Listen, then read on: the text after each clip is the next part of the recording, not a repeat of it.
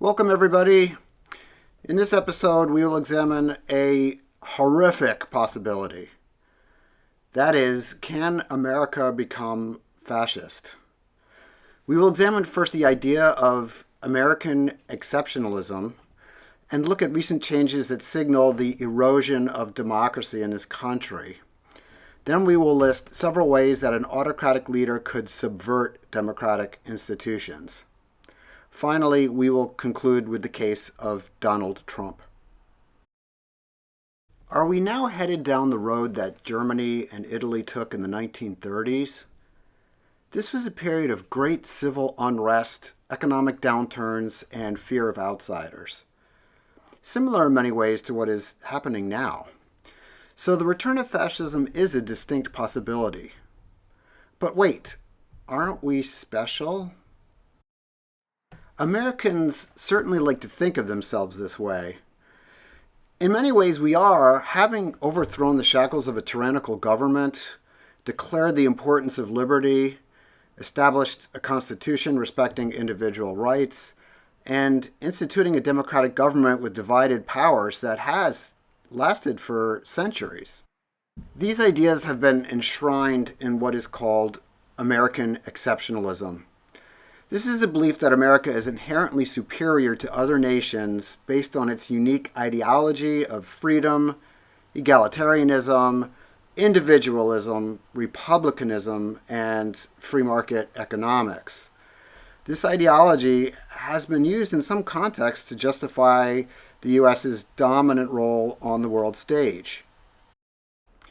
But this history, as recent events like the January 6th insurrection and the Trump presidency show, is no guarantee against tyranny. Likewise, in recent years, we have seen a Marxist resurgence in education that suppresses free speech and advocates for a type of class wars that is in many ways equally terrifying. How did democracy in the United States erode over time? There are several influential factors. Let's examine these next. The first of these factors is political polarization. Americans are now more divided than at any other time in our history, except perhaps for the Civil War. Democrats and Republicans can't agree on anything, and the result is political gridlock where bills don't get passed and government can't do its job. As these graphs show, the difference between Republicans and Democrats is widening, and the percentage of moderates in each party is decreasing. Political capture by special interests like lobbyists and wealthy donors is another factor. A recent polling that campaign contributions are considered free speech means that there are no upper limits on how much corporations or individuals can contribute to candidates. This leaves an unfair playing field and means that some candidates have an unfair advantage. It also leaves the average citizen thinking that their politicians don't represent their interests anymore, paving the way for populists. Another explanation for the erosion of democracy is the death of the American dream. Automatization through computers, robots, and so forth is causing a hollowing out of the middle class.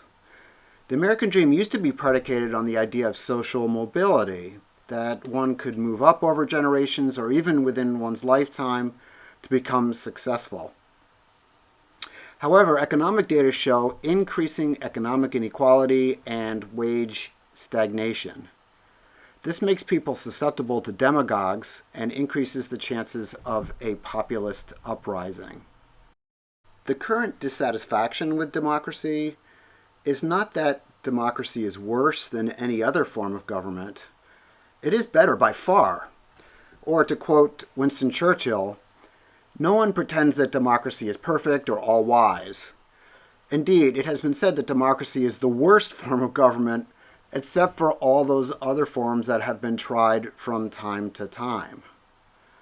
So, we need to understand that democracy itself is not the cause of our problems now. Its simply an institution that works quite well but needs to be fixed and adapted to modern times. Cass Sunstein does an especially good job of outlining how this might take place. He mentions several primary ways in which a democracy could essentially be hijacked. These are ways that an autocratic U.S. president, either from the left or the right, could subvert democratic institutions and impose a despotic rule. The first of these is attacking the press or taking control of the media, which can reduce criticism and convince people not to trust alternate information sources. It also allows the state to dominate the discourse and to disseminate propaganda. The second is to attack or evade Congress. This can take the form of intimidating or bribing congressmen, or to rule without their input through military forces. The third is attacking or staffing the executive bureaucracy with loyalists who will do the dictator's bidding, although this can be opposed in the Senate.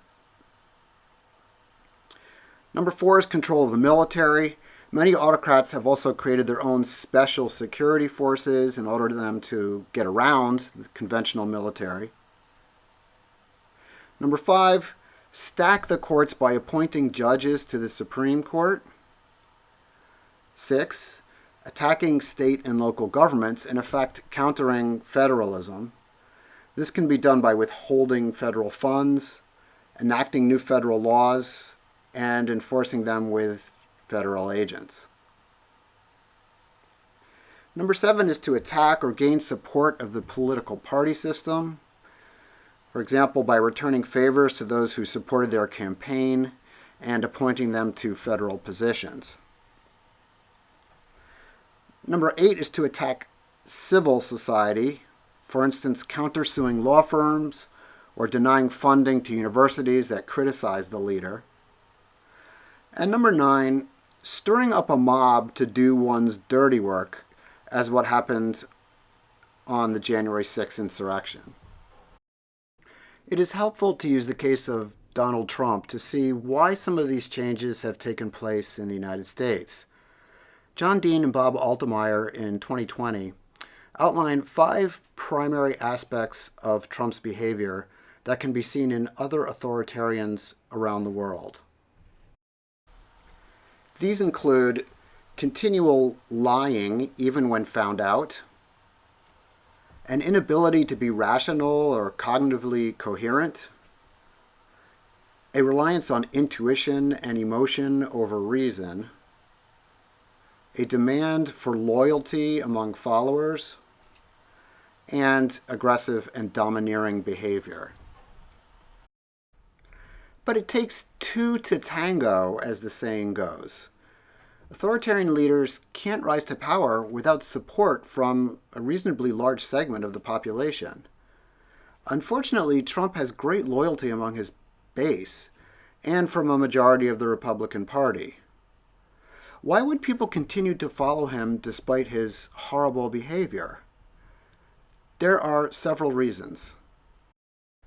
First, as we note elsewhere, autocrats unabashedly appeal to patriotism, nostalgia, and emotions, especially fear and hatred. They create scapegoats and always deflect blame away from themselves. In other words, they are demagogues who gain support among populists and nationalists. Many of Trump's supporters are white and Christian. This group fears losing their historical dominance and of being overrun by immigrants and a more ethnically diverse population.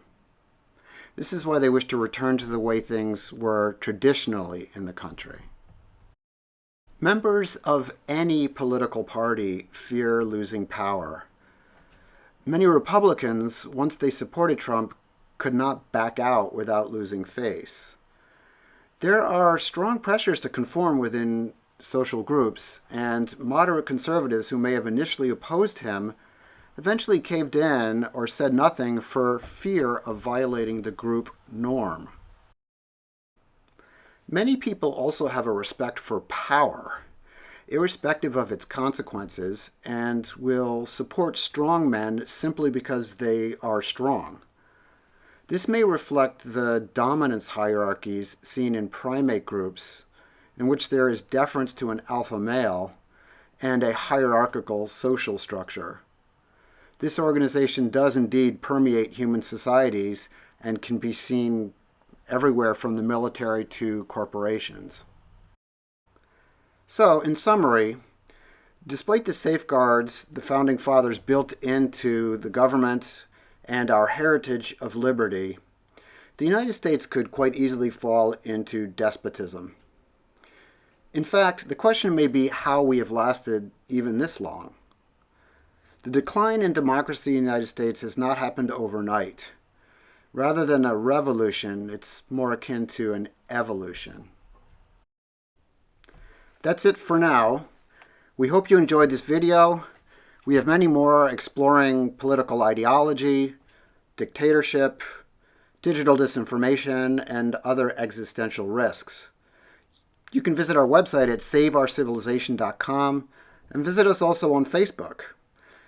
Please send me an email if you wish to subscribe to our email newsletter, which contains news and announcements about upcoming events.